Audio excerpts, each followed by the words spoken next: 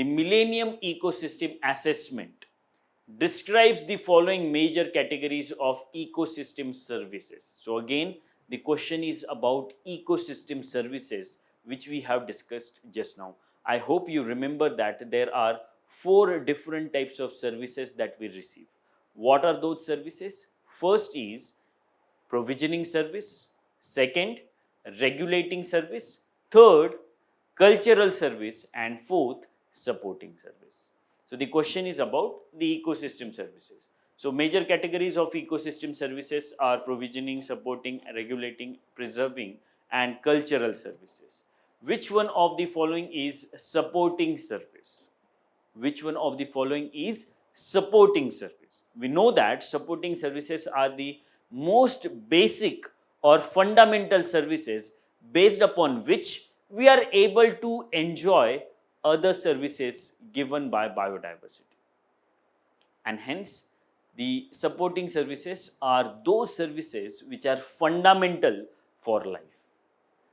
Like, so options are A, production of food and water, B, control of climate and disease, C, nutrient cycling and crop pollination, and D, maintenance of diversity.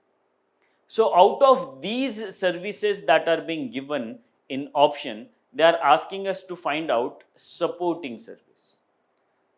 So production of food and water is a provisioning service.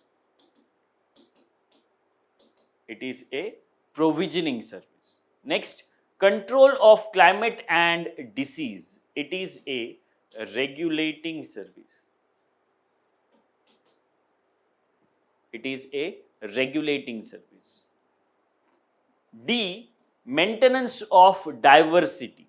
So this is a service which can be categorized as a preserving service. Preserving service is that service that we receive from ecosystem or biodiversity based upon which the biodiversity is preserved on the face of the earth, right? So it is a preserving service, you can say.